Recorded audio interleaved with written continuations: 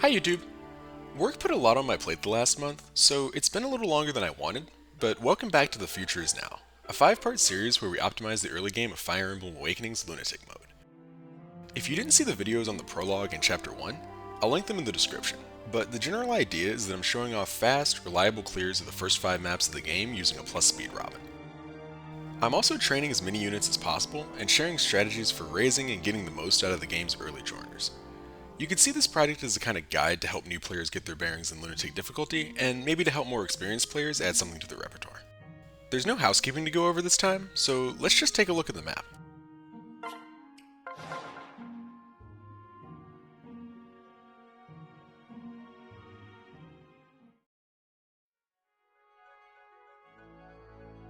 This map continues building on concepts the player will need to understand to succeed in the rest of the game.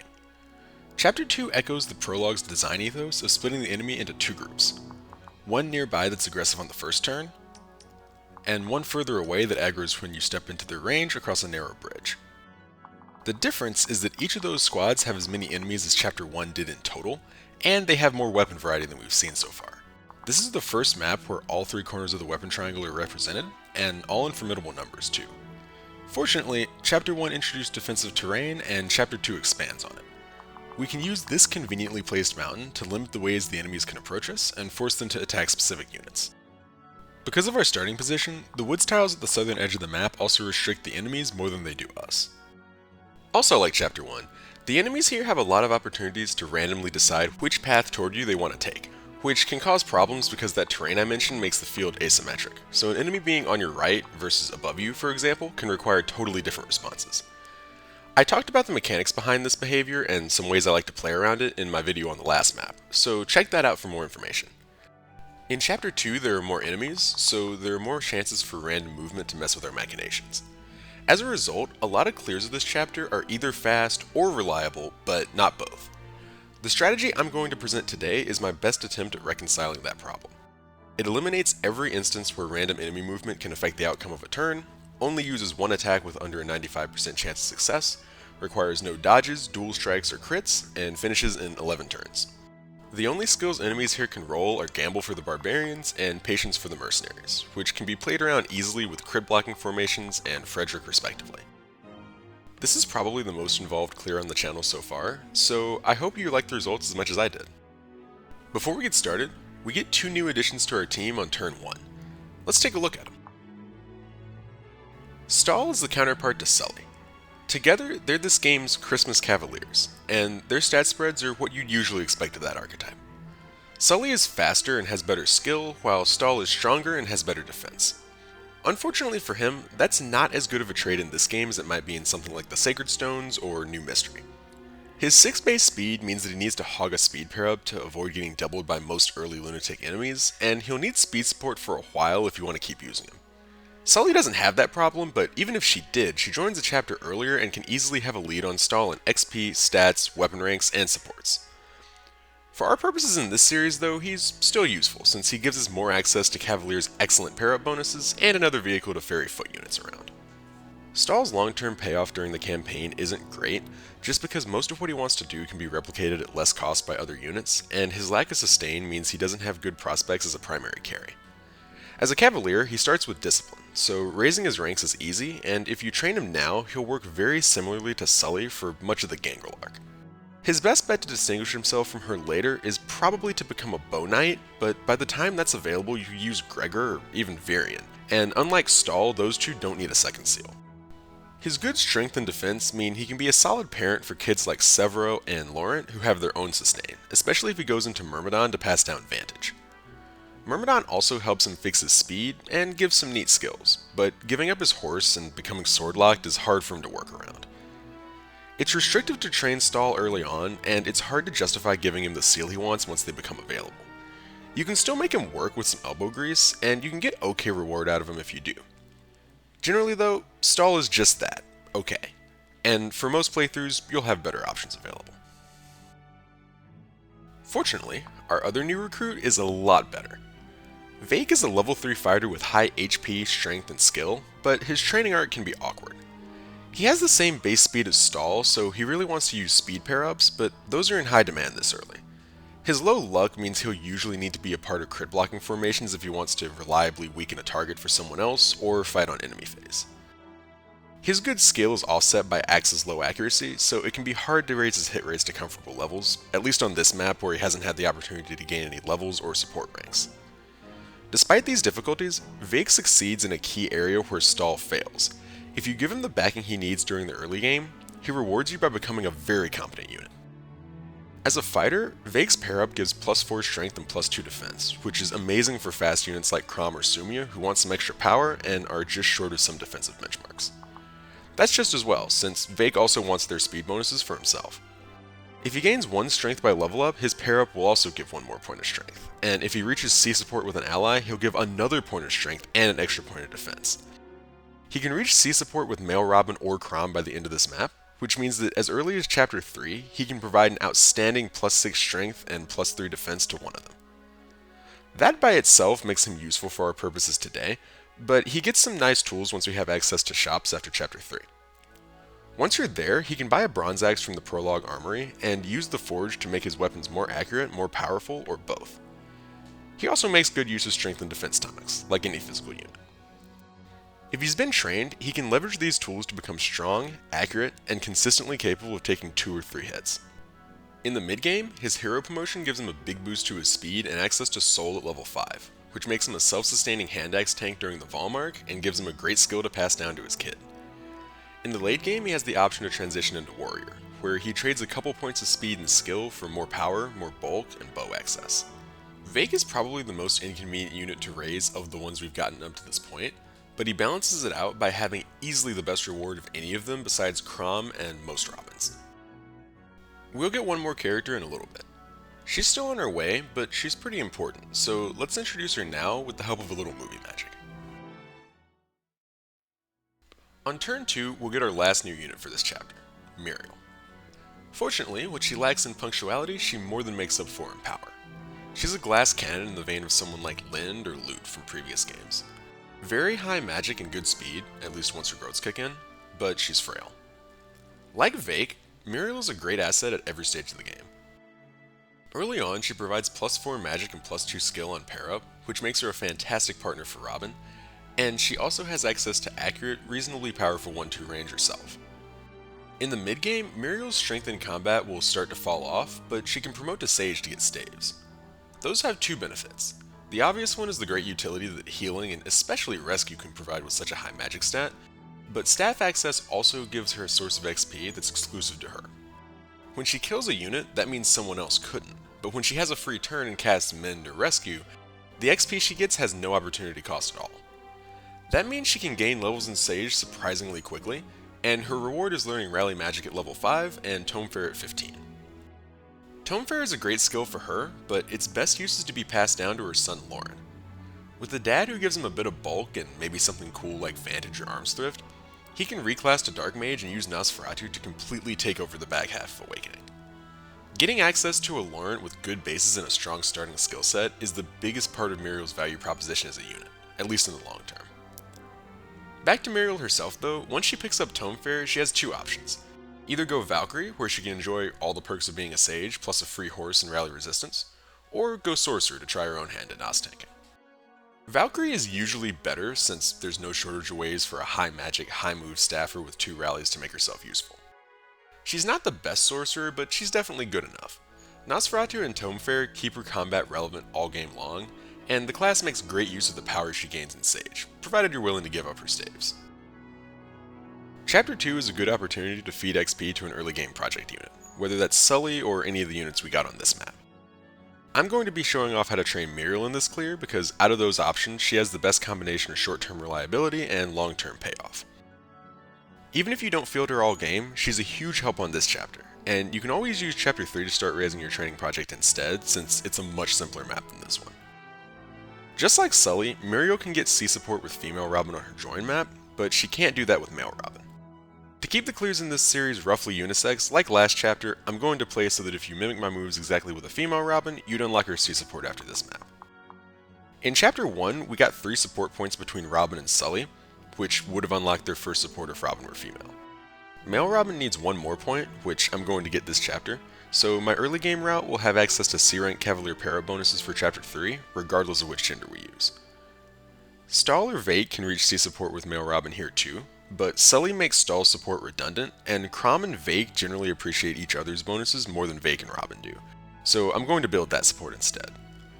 There's also no one series of moves that would get Stall or Vake to C-Rank if Robin were male, and Muriel to C-Rank if Robin were female, so I'm ignoring the boys to keep gender parity. Alright, we've covered the map's challenges, our new recruits, and our plan for support maintenance going forward. Let's get into the clear.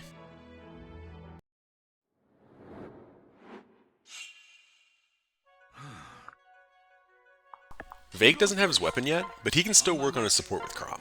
They pair up and wait in the woods to fight the Merc on enemy phase.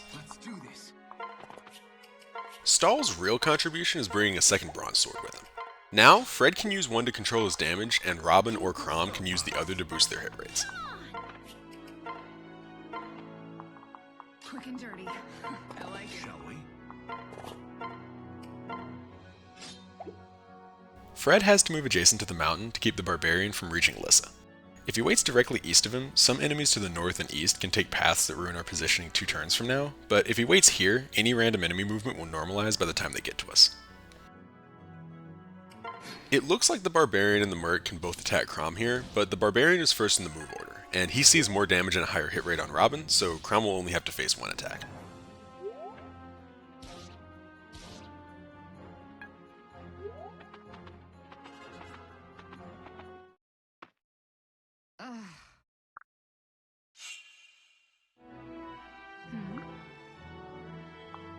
This mercenary is evasive, can roll patience to become even more evasive, and is in an awkward position for us to kill safely. Fortunately, Fred is here to save the day. He uses the Bronze Lance because with the sword he faces roughly a 20% chance of death on this upcoming enemy phase.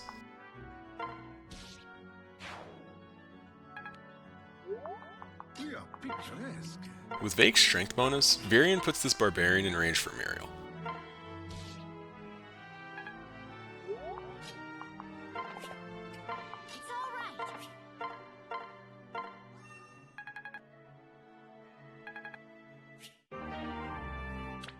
Before she takes the kill, she hands off Vake's axe to Crom so he can return it later.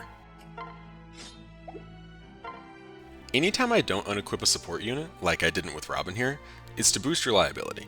If Muriel misses her attack, Robin has a chance to pick it up, and together they have about a 99.1% chance of success as opposed to Muriel's 98.8% by herself.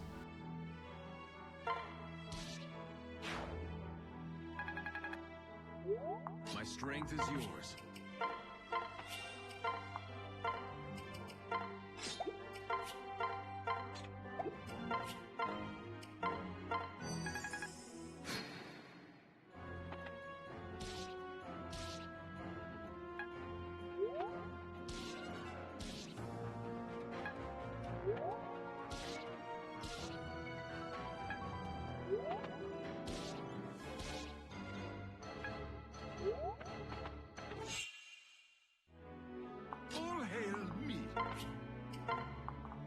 This soldier can either end up below Frederick or to his left at the beginning of this turn. Either way, Muriel can pick him off from the same position. Vanish timidity.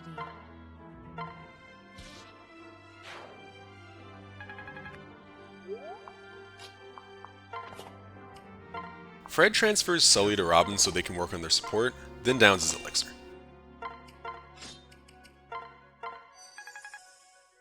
Crom unequips here because we don't want to kill the mercenary on enemy phase.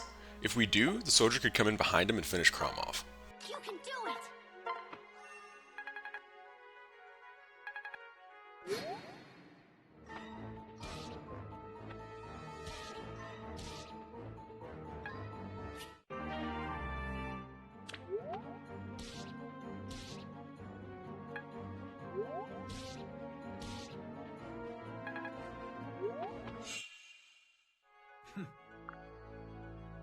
Look out!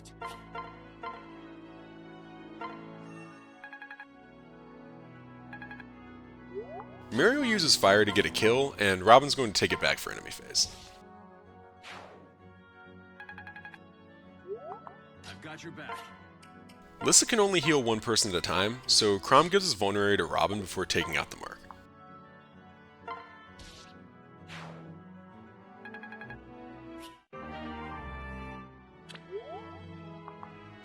Frederick can pick this barbarian off with the sword, but we want him to use the bronze lance on enemy phase.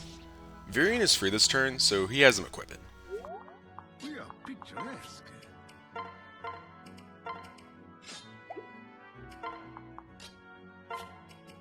Robin and Muriel are going to share her fire tome a lot today to boost their consistency.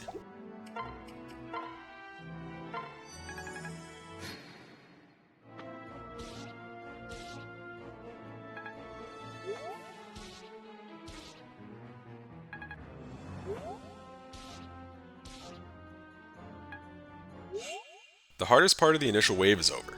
Now we can feed the stragglers to whoever we want.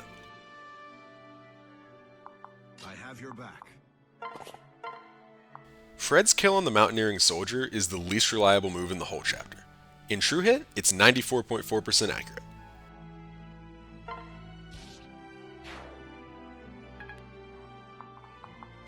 Lissy heals Crom so he can attack the barbarian. Together, he, Varian, and Muriel will take him down.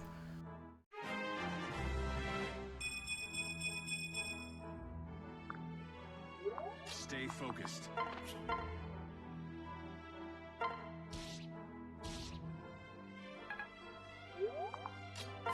Robin unequips so Varian doesn't steal the XP. What a pair we make.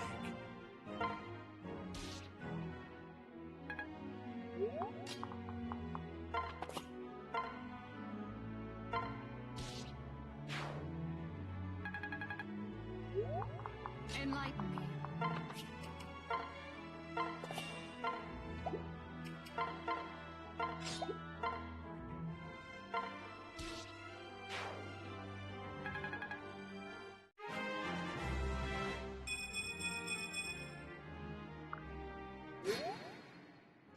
Turn 6 is just us hauling ass across the map to prepare to engage the northern wave.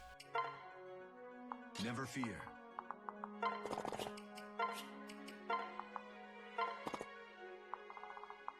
Here goes. Fred's gonna want a vulnerary later, so Lissa gets hers to him through a trade chain with Robin and Stall. Are you ready?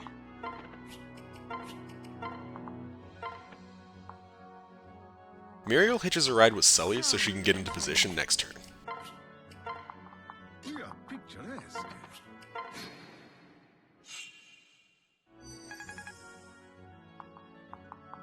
Got you covered.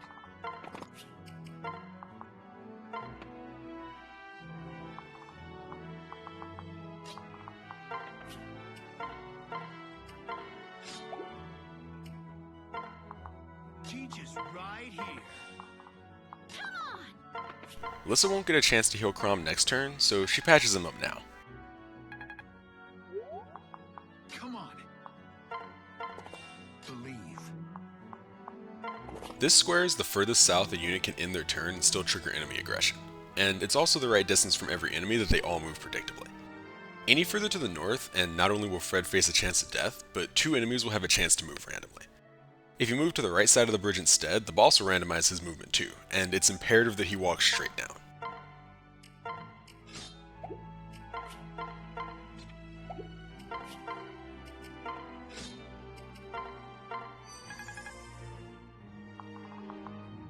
On my mark.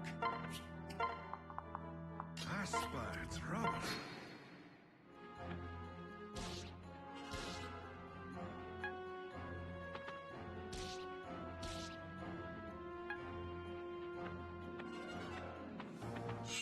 Robin and Muriel are going to wait by the water to bait the boss into attacking them across the river. That way we don't have to fight him and his minions at the same time.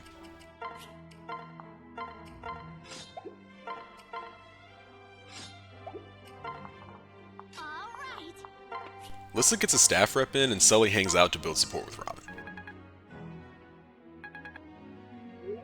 Over there. Oh, how it dance.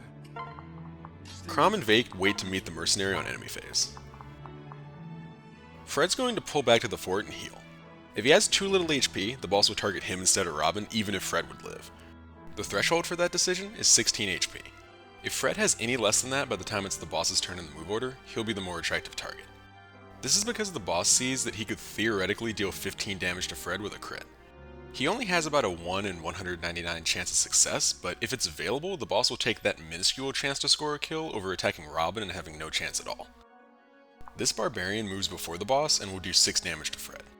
That attack also has a very low chance of connecting, but it means that to be safe, we want Frederick to have at least 22 HP by the end of our turn, so the boss will always prefer to target Robin. Use whichever healing item you need to get over that breakpoint.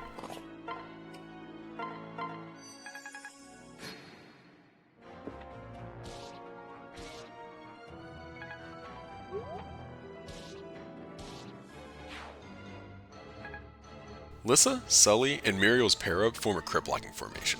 3 levels of dual support give 10 extra dodge, so Robin faces no crit from the boss.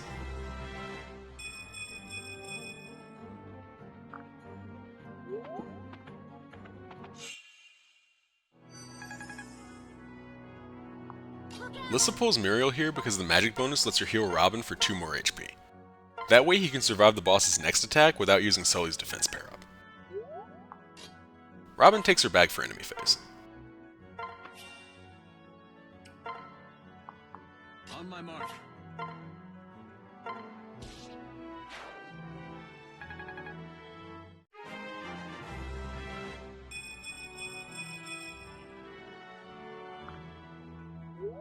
After Crom kills the Merc, we need to keep him safe, but we can't heal him. Frederick is going to transfer Stall to Sully through Crom. With +1 speed from that pair-up, Sully won't be doubled by the last mercenary, so she and Fred can protect their lord with their bodies.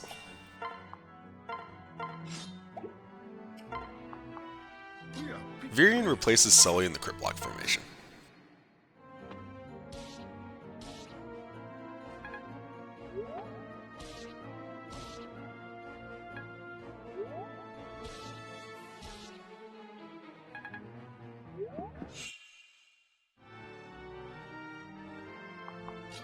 Muriel's going to kill the Merc.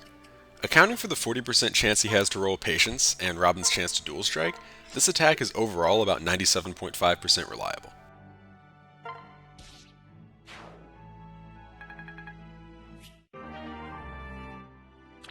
Right. The Merc drops an Iron Sword, and Fred's going to take it from Muriel while Vate kills the soldier.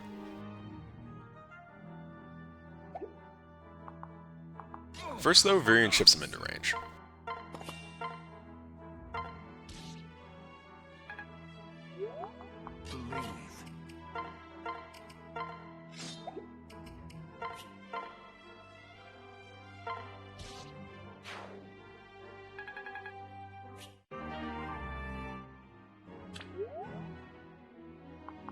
You can do this.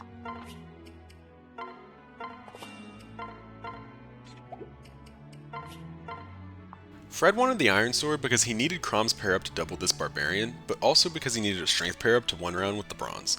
The Iron Sword was the only way for him to be strong enough and fast enough at the same time, and Muriel needed to be the one to retrieve it so he could take it without moving.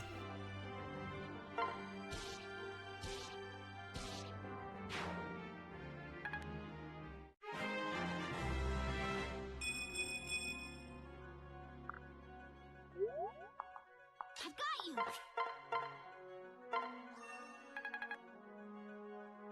Sully's pair-up bonus lets Vake avoid getting doubled by the incoming soldier.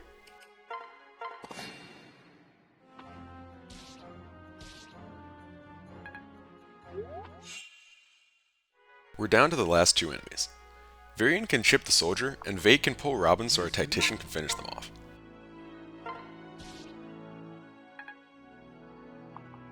Ready to shine?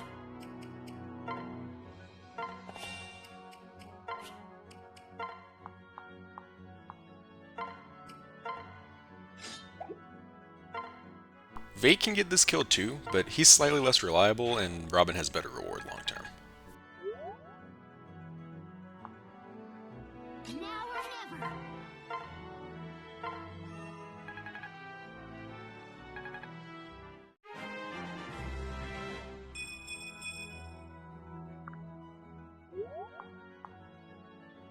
Never fear.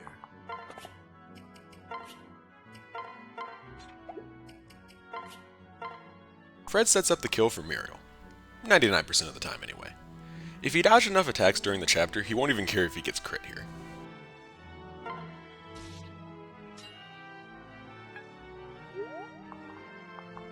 Why What now? Crom's pair-up gives higher hit than Sully's, and his dual strike has perfect accuracy and a higher proc rate, so he's the preferred backup unit here.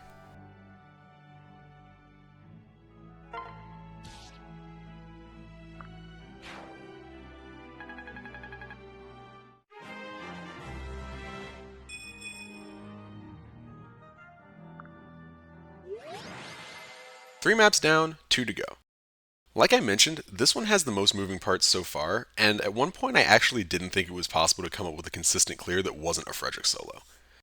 As it turns out though, this map's variance can be almost entirely eliminated. With liberal uses of the 2 bronze swords and Muriel's fire, you never have to accept shaky hit rates, and every instance of random enemy movement can be mitigated with specific positioning, though in some cases it's very precise, like the maneuver used to aggro the northern group. Overall, this chapter was the hardest in the series so far, but I also think this was the best strategy I've shared up to this point. Fortunately, it's all downhill from here. Chapters 3 and 4 are much easier. If you enjoyed the clear, think about liking the video to help me out, or subscribing to know when the next part comes out. This time, I'm not going to pretend to know when that'll be, so I'll just say it's in the works. Next time, we'll make it to Ferox, but we won't get the warm welcome we hoped for. I look forward to seeing you there. Thanks for watching.